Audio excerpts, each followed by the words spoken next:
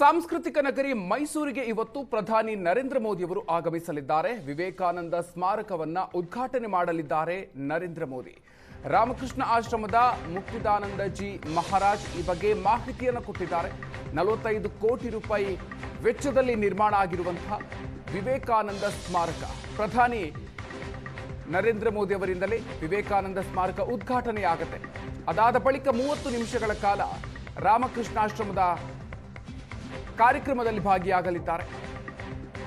ಈ ಕಾರ್ಯಕ್ರಮದಲ್ಲಿ 6,000 ಜನರು ಭಾಗಿಯಾಗುವಂತಹ ಸಾಧ್ಯತೆ ಇದೆ.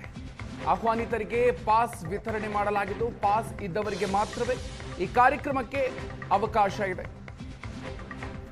ಅರುಣ್ ಯೋಗಿರಾಜ್ ಕೆತ್ತನೆಯ ಪ್ರತಿಮೆಯನ್ನ ಈ ಸಂದರ್ಭದಲ್ಲಿ ಪ್ರಧಾನಿಗಳಿಗೆ ಉಡುಗೊರೆಯಾಗಿ ಕೊಡಲಿದ್ದಾರೆ. ವಿದ್ಯಾರ್ಥಿಗಳು, ಸಾರ್ವಜನಿಕರು ಕಾರ್ಯಕ್ರಮದಲ್ಲಿ ಭಾಗಿಯಾಗ್ತಾರೆ. ಮೈಸೂರಿನ ಪರಂಪರೆ ತಿಳಿಸುವಂಥ ಉಡುಗೊರೆಯನ್ನು ಕೂಡ ಸಿದ್ಧಪಡಿಸಲಾಗಿದೆ. ಇನ್ನು ಕಾರ್ಯಕ್ರಮದಲ್ಲಿ ರಾಜ್ಯಪಾಲ ಥಾವರ್ ಚಂದ್ ಗೆಹ್ಲೋಟ್, ಸಿಎಂ ಡಿಕೆ ಶಿವಕುಮಾರ್, ಸಂಸದ ಯದುವೀರ್, ಶಾಸಕ ಹರೀಶ್ ಗೌಡ, ಬಿಜೆಪಿ ರಾಜ್ಯಾಧ್ಯಕ್ಷ ವಿಜಯೇಂದ್ರ ವೇದಿಕೆಯನ್ನ ಹಂಚಿಕೊಳ್ಳಲಿದ್ದಾರೆ.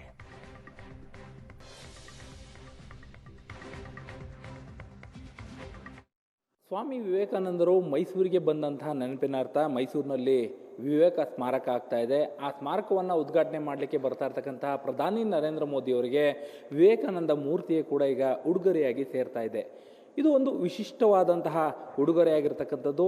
1.5 ಅಡಿ ಎತ್ತರದಲ್ಲಿರ್ತಕ್ಕಂಥ ಈ ಒಂದು ವಿಶಿಷ್ಟವಾದಂತಹ ಮೂರ್ತಿ ವಿಯೆಟ್ನಾಂ ಶಿಲೆಯಿಂದ ಈಗ ಮೂಡಿ ಬಂದಿದೆ. ಅದರಲ್ಲೂ ಕೂಡ ಬಹಳ ಮುಖ್ಯವಾಗಿ ಕನ್ಯಾಕುಮಾರಿಯ ವಿವೇಕಾನಂದ ಮೆಮೋರಿಯಲ್ನ ಒಂದು ಮೂರ್ತಿ ಏನಿದೆ, ಆ ಒಂದು ಮಾದರಿಯಲ್ಲಿ ಈ ಒಂದು ವಿವೇಕಾನಂದರ ಮೂರ್ತಿಯನ್ನು ಕೆತ್ತಲಾಗಿರ್ತಕ್ಕಂಥದ್ದು. ಹೆಸರಾಂತ ಶಿಲ್ಪಿ ಅರುಣ್ ಯೋಗಿರಾಜ್ ಅವರು ಈ ಒಂದು ಮೂರ್ತಿಯನ್ನು ಕೆತ್ತನೆ ಮಾಡಿದ್ದಾರೆ. ನೀವೀಗ ಅದರ ಫೈನಲ್ ಟಚ್ಅಪ್ಗಳೇನಾಗ್ತಾ ಇದೆ ಅದನ್ನು ಕೂಡ ಗಮನಿಸ್ಬೋದು. ಸುಮಾರು 1.5 ಅಡಿ ಎತ್ತರದಲ್ಲಿ ಇರತಕ್ಕಂಥದ್ದು. ನೀವು ಮೂರ್ತಿಯನ್ನು ಬಹಳ ಸ್ಪಷ್ಟವಾಗಿ ಗಮನಿಸೋದೇ ಆದರೆ ಸ್ವಾಮಿ ವಿವೇಕಾನಂದರು ಜೀವಂತವಾಗಿ ಇರುವಂತಹ ರೀತಿಯಲ್ಲಿ ಆ ಕಲ್ಲಿನಲ್ಲಿ ಈ ಒಂದು ಮೂರ್ತಿಯನ್ನು ಒಡಮೂಡಿರ್ತಕ್ಕಂಥದ್ದು.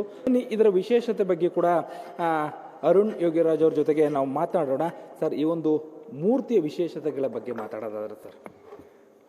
ಮೊದಲನೇದಾಗಿ ನಮ್ಮ ರಾಮಕೃಷ್ಣ ಆಶ್ರಮದ ಮೈಸೂರು ಶಾಖೆ ಅಧ್ಯಕ್ಷರಾದ ಮುಕ್ತಿದಾನಂದ ಮಹಾರಾಜ್ ಅವರಿಗೆ ನಾನು ಧನ್ಯವಾದಗಳನ್ನ ತಿಳಿಸ್ತೇನೆ. ಅವರು ಮೈಸೂರಿಗೆ ಬರ್ತಾ ಇದ್ದಾರೆ ಅಂತ ಹೇಳಿದಾಗ ನಾನು ಕಾಲ್ ಮಾಡಿ ರಿಕ್ವೆಸ್ಟ್ ಮಾಡಿಕೊಂಡೆ, ನಾನೇನಾದರೂ ಮಾಡಿಕೊಡ್ತೀನಿ ಸ್ವಾಮೀಜಿ ಪ್ರಧಾನಮಂತ್ರಿಗಳಿಗೆ ಅಂದಾಗ ಇಮಿಡಿಯೇಟಾಗಿ ಅವರು ಖುಷಿಯಿಂದ ಇಲ್ಲ ಅರುಣ್ ಮಾಡಿ ಅಂತಂದರು. ನಂತರದಲ್ಲಿ ನೀವು ಕಲ್ಲಲ್ಲಿ ಮಾಡ್ತೀರಾ ಅರುಣ್, ತೂಕ ಆಗಿಬಿಡಲ್ವಪ್ಪ ಅದು ಅಂತಂದರು. ಸ್ವಾಮೀಜಿ ಇಲ್ಲ ಸ್ವಾಮೀಜಿ 10 kg ಒಳಗೆ ಬರೋಂಗೆ ಮಾಡ್ತೀವಿ ಅಂತ ಹೇಳಿದ್ವಿ.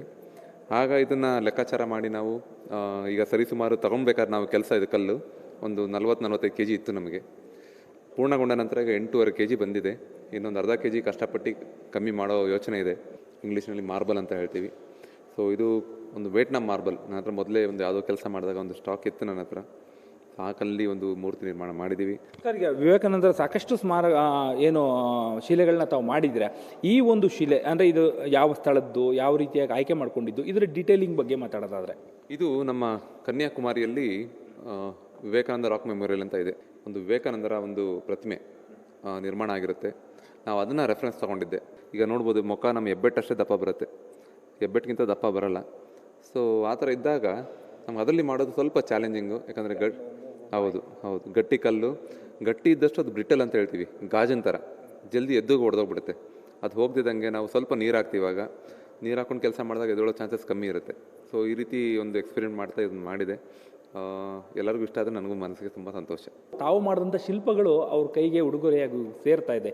ಇದ್ರ ಬಗ್ಗೆ ಸರ್ ನೋಡಿ, ಒಬ್ಬ ಕಲಾವಿದನಿಗೆ, ಪ್ರಧಾನಮಂತ್ರಿಗಳಿಗೆ ನಮ್ಮ ಒಂದು ಕೈಯಲ್ಲಿ ನೆನಪಿನ ಕಾಣಿಕೆ ನಿರ್ಮಾಣ ಆಗುತ್ತೆ ಅನ್ನೋದೇ ಹೆಮ್ಮೆ ವಿಷಯ. ಆಲ್ರೆಡಿ 25-30 ವರ್ಷ ನನ್ನ ಕಲ್ಲ ಜೊತೆ ಒಂದು ಒಡನಾಟ ಸಂಬಂಧ. ಅದರಿಂದಾಗಿ ಯಾವುದೂ ಸಹ ನನಗೆ ಜಲ್ದಿ ಸ್ಪಂದಿಸುತ್ತೆ, ನಾನು ಅಂದ್ಕೊಂಡಂಗೆ ಆಗುತ್ತೆ. ಅಷ್ಟಾಗ್ತಿದೆ. Thank you sir, thank you. So ಇದಿಷ್ಟು ಏನು ಈ ಇಡೀ ವಿವೇಕಾನಂದ ಅವರ ಈ ಒಂದು ಶಿಲೆಯನ್ನು ಕೆತ್ತಿರ್ತಕ್ಕಂತಹ ಕಲಾವಿದ ಅರುಣ್ ಯೋಗಿರಾಜ್ ಅವರ ಮಾತಾಗಿರ್ತಕ್ಕಂಥದ್ದು. ಕ್ಯಾಮ್ರಾ ಪರ್ಸನ್ ನವೀನ್ ಜೊತೆ ಮಧು ಎಂ ಚಿನ್ಕುರುಳಿ, ಏಷ್ಯಾನೆಟ್ ಸುವರ್ಣ ನ್ಯೂಸ್, ಮೈಸೂರು.